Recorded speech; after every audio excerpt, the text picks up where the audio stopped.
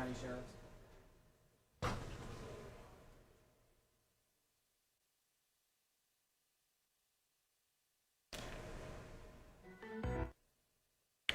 Welcome to the Live 5 Alert Desk, everyone. I'm Ann McGill, and we are going to take you live to Columbia here momentarily. We are waiting for attorneys for two members of the families whose children were on a school bus that was hijacked in Columbia exactly 1 week ago today, last Thursday, May 6th. Attorneys are talking for two of the families. A total of 18 children were on that bus. Stormed onto a school bus here in Richland County. We are going to listen in right now. One of the attorneys is talking He hijacked that bus. We're here to ask questions. We're here to ask for transparency. We're here to ask for accountability.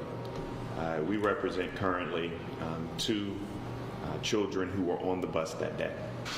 And while for many of us, this is just a one-day news story or two-day news story, for these children, this is a traumatic event that will last a lifetime. And we understand that. Uniquely enough, before you, you have three parents who stand here as well. And I don't know how many people watching or how many people in the media or how many people at home can honestly say they know what it feels like to be in Mr. Flores' shoes today. Having to get that call that there was an emergency involving your children, only to find out that literally their school bus was hijacked. This is a very dangerous world, we know that. But as parents, we try to protect our children, and we expect the school to protect our children. And even more importantly, we expect the United States military to protect us domestically as well. We believe that there were failures along the way. We're investigating what those failures were. And we're going to seek transparency, accountability, and justice for all of the children who were involved in this matter. With that, I'm going to turn it over to Mr. Flores briefly. He's going to talk about the emotional toll on his family and his children. He'll talk briefly about the moment. I don't expect him to speak long. Then I'll have the brains of this operation, probably the most brilliant lawyer I know. Hey, Mario, I know my fellow law partner's watching, but Jessica is by far the most brilliant lawyer I know. She will talk briefly, and then we'll answer any questions that you all may have. Mr. Flores, you can give me your full name, too. I'm Josh Flores. Last week, a bus was hijacked with both of my daughters in there. A few hours later, we got a call from the school saying that your daughters are fine. You need to come to the school. Me and my wife went to the school, and we heard their side of the story. We asked the girls what happened. The girl says after I dropped them off at the bus stop, at the very next bus stop, that there was a guy in a military outfit. They referred to him as a soldier. And she said this soldier got on the bus, held a gun to the driver, and said, drive to the next town over. And from there, the kids were all nervous. All of them was getting hysterical from what she says. They went to ask some various questions. Why are you so sweaty? Are you going to hurt us? Are you going to do this? And then from there, from my understanding, in an anger field, he made everybody get off the bus, and it was just a very uncomfortable and unfortunate situation. And you got to ask yourself, how does a soldier from Fort Jackson get off the military base with the gun? How does that happen? And then at that, he goes after some of our most vulnerable, the kids, the children. After 17 children, you have to ask yourself, what was going on with Fort Jackson? How did this happen? And just so many more questions that I just have unresolved.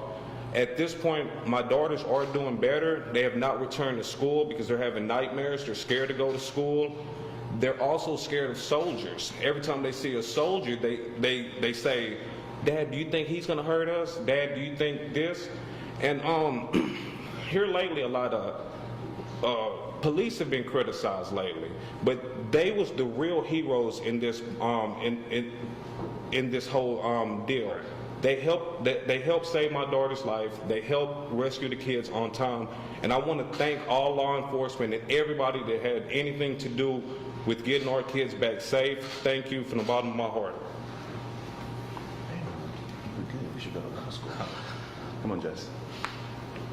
Good morning, everybody, and thank y'all for being here. There's not much left to say other than we are looking for accountability here.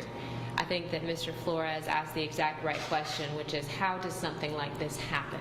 It is our intention to get to the bottom of that. It's our intention to determine how this happened, and it is our intention to ensure that it doesn't happen again and that we get answers to our questions. It's a continuing development. Obviously, these girls and all of the children are going to be impacted by this significantly and for a long time. And so we look forward to working with the individuals involved in this to come to some solution to ensure this doesn't happen again. And you guys have been in this room many times over, Josh today was more prepared than I, because usually in this room we're talking about different civil rights cases this firm brings against law enforcement around the country. But I have to say, and Josh, thank you for reminding me, that Sheriff Leon Lott and his team are the true heroes in this. We do have questions of the school district. We do have questions of Fort Jackson. Serious questions, but we must say thank you when that thanks is due. With all that being said, any questions that you all may have? Has there been any litigation? Tell us your name and where you're from. Sorry, Adam Benson, Postman Carter. Has there been any litigation filed yet, or subpoenas issued to try to, or is that something in the works? Or? Something is in the works. We'll make sure that everybody's aware when that time comes. Right now, we're in the process of ensuring, and I know the school district has reached out, but ensuring that these girls get, working with the family, making sure they get the proper therapy, etc., treatment. But he being supportive of the family is our #1 goal right now, and taking on any other families who want that same type of transportation, transparency, and accountability as well. Mr. Forrest, could you just spell your name, please? Flores.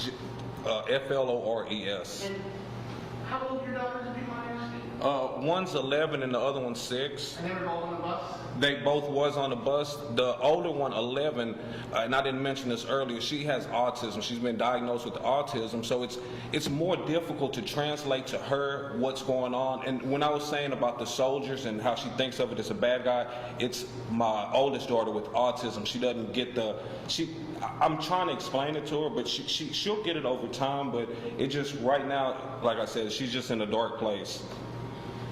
Mr. Sellers, Alex Johnson with Watch Fox 57. Have you spoken with anyone from Fort Jackson about this? We have not, and one of the things that we do anticipate doing is making that contact. I think that in the time that we've had since then, usually it's not on the victim per se to reach out to the individuals who caused the harm. We haven't heard much from Fort Jackson, either privately or publicly, in regards to how this happened, and two, probably the most important question that Jessica's highlighted, how they would prevent this from happening again. What happened is a miscarriage of justice, to say the least. But just imagine for a moment, take off your journalistic hats, I'll take off my lawyer hat because my babies are my life, and you get a phone call saying that your children's bus has been hijacked. You do everything to keep them safe. You take them to the bus stop, you protect them, you get them on, and within moments, they could have died. I mean, I think that we don't understand that. Everything that's going on in the world today, they could have died. It could have been a tussle between the bus driver and the gentleman, or the guy could have dropped his gun, or he could have actually turned around and shot them all. And instead of sitting here before you today having just a case about a hijacking, you could have had a Sandy Hook 2.0 right here in Richland County. He could even wreck the bus or anything. Yeah, Lauren Salem with the State Newspaper. Mr. Flores, can you just walk me through what your reaction was when you first got that phone call and how it's changed today? Well, clearly, when I first got the phone call, obviously it was the school, so I knew it wasn't a joke, but it was just shocking. What? You just wouldn't think that could happen here in Columbia. You wouldn't think that a Fort Jackson soldier could be behind this. It was just a lot. It was a lot more questions than answers. A lot more questions than answers. Thank you. Sir, you said that your daughters are still not wanting to go back to school. How do you feel about sending them back to school as well? What are your thoughts? Well, luckily, because of the COVID thing right now, you know, they're doing the online school, so they're not going to school. They're just doing it online, probably for the rest of the year. And like you said, you know, what happens next year when it's probably going to be mandatory for all the kids to go back to school? Because they're definitely, like I said, they're definitely terrified. They definitely feel like, you know, well, what if this happens again? And we have great officers working at the schools, but what happens at the bus stops? You know, it just kind of opened up Pandora box, because what do you really do? I mean, what do you really do? It just makes me feel like, you know, law enforcement are stretched out, you know, already doing great jobs at the schools, but now it's like another hole with the bus stops. Like, what do we do as parents? And it's just a confusing and difficult time. Well, Mr. Flores, with this difficult time for you, how are you explaining to your daughters that all military soldiers are not, you know, the way that guy reflected that day? Right, and that's the thing. I have military family, and I've told her, I said, military, there are heroes. You know, they go out and do jobs that I would never think of doing. They're some of the bravest soldiers it is. This is just an individual case, you know.